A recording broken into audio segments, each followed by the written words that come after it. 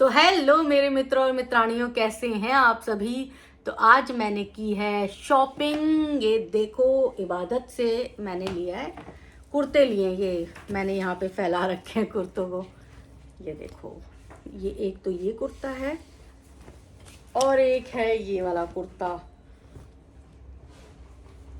बहुत जल्द आपको दिख ही जाएगा ब्लॉग में पहने हुए। ये देखो, ये रहा, एक ये कुर्ता है। तो दो कुर्ते लेकर आई हूँ। बहुत अच्छे कलेक्शन तो नहीं मुझे लगे, डिस्काउंट भी नहीं था। मतलब फ्रेश में से मुझे लेकर आना पड़ा, वरना मैं गई थी इस उम्मीद के साथ कि 5-6 लेकर आऊँगी और डिस्काउंटेड लेकर आऊँगी, क्योंकि डिस्काउंट पे अच्छे कुर्ते मिल जाते हैं। पर इबादत पे इस बार जो था वो पूरा सेट ही दे रहे थे। मतलब कुर्ता था, पजामा था, दुपट्टा था, जो कि मैं नहीं पहनती हूँ। मैं ज़्यादातर कुर्ते ही पहनती हूँ जीन्स के ऊपर। तो इसीलिए मैं ये कुर्ते लेकर आई। और मेरा साइज़ नहीं था, स्मॉल साइज़ थे, एल साइज़ थे। मुझे एक्सेल साइज़ आता है, तो इसीलिए मेरे को जो पसंद आया। आप बताइएगा आपको इनमें से कौन सा पसंद आया। तो आज हम बात करने वाले हैं सपना की। जी हाँ, स्नैपी गर्ल सपना की बात करने वाले हैं। सपना का 2 दिन पहले वीडियो आया था जिसमें वो अपने ससुर से माफ़ी मांग रही थी, सास ससुर से, और बोल रही थी कि मेरे घर लड्डू गोपाल आने वाले हैं, तो आप ज़रूर आइएगा। मैं आपको इनवाइट करती हूँ, दिल से इनवाइट करती हूँ। और जो पिछली बातें हो चुकी हैं माफ़ कर दीजिएगा मुझे, और आप मेरे घर ज़रूर आइएगा।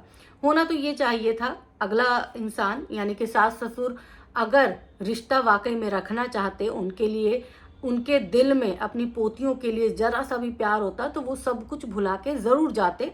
रुकते नहीं, 1-आध घंटे भी रहते, लेकिन वो जाके कि मेरी पोतियाँ कहाँ रह रही हैं, कैसे रह रही हैं, क्या इन्वायरमेंट है ना, ये सारी चीज़ देख के मोटा मोटी घर आ जाते, वापस आ जाते तो भी चल जाता। लेकिन यहाँ पे तो ससुर जी ने गेम कर दिया। ससुर जी नहीं कहूँगी मैं, मास्टरमाइंड तो हमारी छोटी जीजी हैं। छोटी जीजी ने कर दिया, एकदम कमाल का काम कर दिया, है ना। उन्होंने फिर से वो पत्ता, जिसे बोलते हैं ना, तुरुप का पत्ता फेंक दिया, और उसके बाद अब तमाशा देख रही हैं। तो बहुत अच्छी बात है। भगवान की लाठी में आवाज़ नहीं होती, बड़ी बेआवाज़ लाठी पड़ती है। जब पड़ेगी तो आपको पता चलेगा।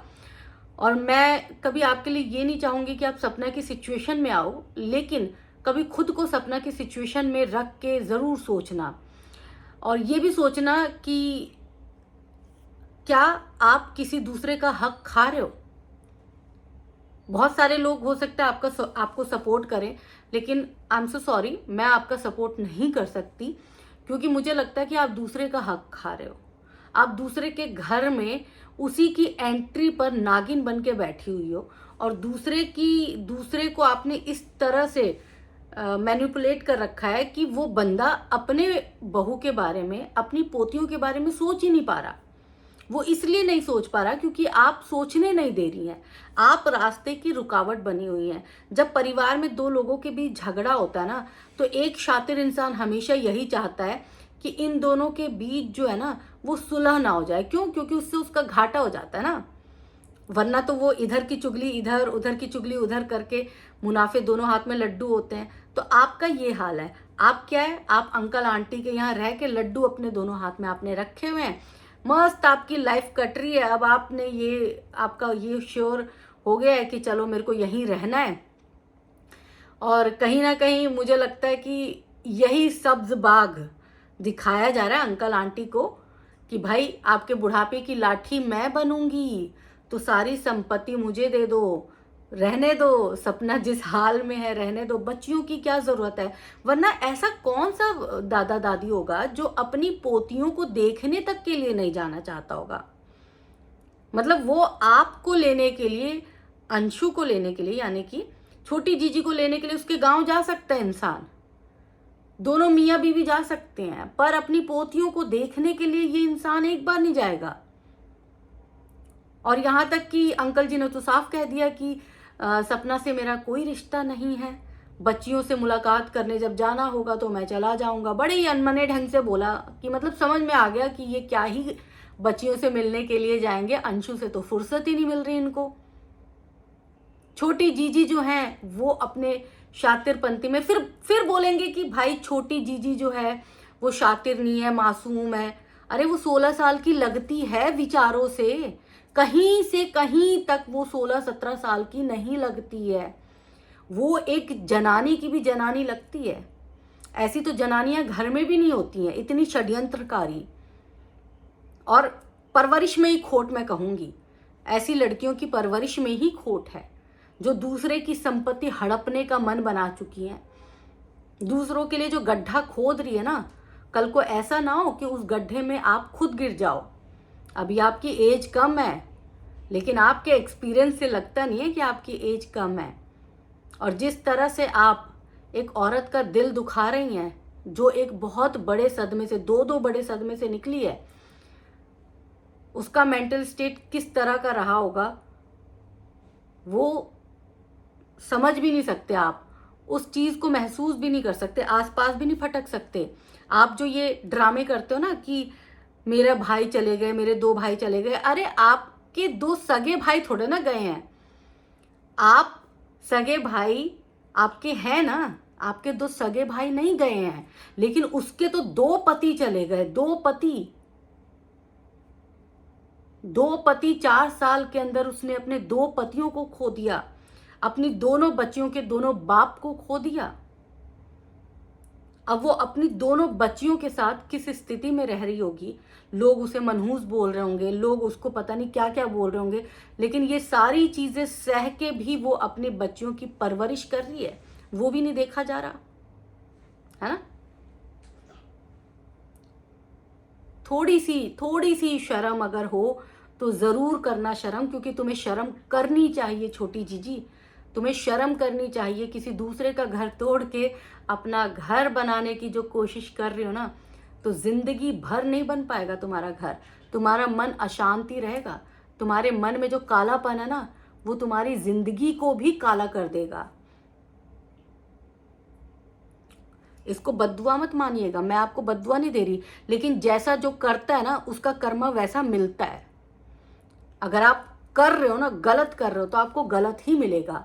आप ये मत सोचिएगा कि आपको फूलों की वर्षा होगी आसमान से आपके लिए, छोटी जीजी के लिए। छोटी जीजी, आप गलत तो कर रहे हो, बहुत गलत कर रहे हो, बहुत गलत कर रहे हो। एक औरत के साथ आप गलत कर रहे हो।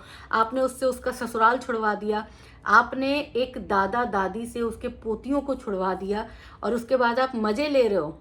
ले लो, मजे ले लो। भगवान जब मजे लेगा तो फिर आप कहाँ जाओगी? तब भी हम देखेंगे। आप यहीं हो, हम भी यहीं हैं, देखेंगे। लेकिन कर्मा आएगा। कम से कम सपना ने अपने आप को अब स्टेबल कर लिया है। अब मुझे लगता है कि वो जो दौर था, एक बहुत बुरा दौर, बुरा वक्त था, वो शायद उन सब चीज़ों से निकल गई है और बहुत अच्छी अच्छी चीज़ें कर रही है। अपनी लाइफ के साथ एक्सपेरिमेंट कर रही है, नए ब्लॉगिंग चैनल बना रही है, डांस वीडियोस डाल रही है, तो ठीक है, वो अपनी क्रिएटिविटी पर आ गई है। लेकिन कम से कम आपको जो है इस तरह की साजिश नहीं रचनी चाहिए थी। और सपना के लिए यही कहूँगी कि सपना छोड़ दो, ये इनको अपने हाल पे छोड़ दो। एक वक्त ज़रूर आएगा जब तुम्हारे सास ससुर जो हैं तुम्हारे पास खुद रोते गिड़गिड़ाते हुए आएंगे, क्योंकि रिश्ते ही रिश्तों को पहचानते हैं, समझते हैं और उनकी कद्र करते हैं, भले ही कितनी ही लड़ाइयाँ क्यों ना हो जाए। अपना जो ब्लड होता है ना, वो अपने ब्लड को ही खींचता है। दूसरा जो इंसान होता है ना, उसको क्या फर्क पड़ रहा है? अंशु के लिए क्या है, अंकल आंटी क्या है छोटी जीजी के लिए? पैसे देने की मशीन। जब तक वो पैसा खींच सकती है खींच लेगी, तो बहुत अच्छी बात है, खींचती रहे, अपने पैसे खींचती रहे, उससे कोई तकलीफ नहीं है। लेकिन कम से कम आगे अपने कर्मा के बारे में ज़रूर सोचे। और मुझे पता है इस वीडियो को देखने के बाद बड़ी आएगी बकवास करने के लिए कि मैं तो ये कर दूंगी, वो कर दूंगी। जा कर ले, जो करना है कर ले, बस कर्मा याद रखियो। दूसरे का हक का खाएगी तो तेरे हक का भी खाया जाएगा। फिर रोना मत कि मेरे हक का खा रहे हैं। और तुझे जो पैसे छापने की मशीन माँ बाप ने बना दिया है ना, तो भाई तू छपती रह, छपती रह। आज यहाँ छप रही है, कल को कहीं और छपेंगी आप मैडम, कल को आप कहीं और छपेंगी। तो कम से कम जो आप पर स्नेह लुटा रहे हैं, उन बुजुर्ग दोनों आदमियों को, औरतों को समझ नहीं आ रहा क्योंकि अभी आप पास में है ना, सानिध्य में, आप बोल रही हो कि पोतियों की क्या ज़रूरत है, मैं तो हूं ना, बुढ़ापे की लाठी हूं ना, मैं बुढ़ापे तक रहूंगी मैं आपकी। चलो कोई नहीं, आप अपने माँ बाप के बुढ़ापे की लाठी बन जाए, वही काफ़ी है।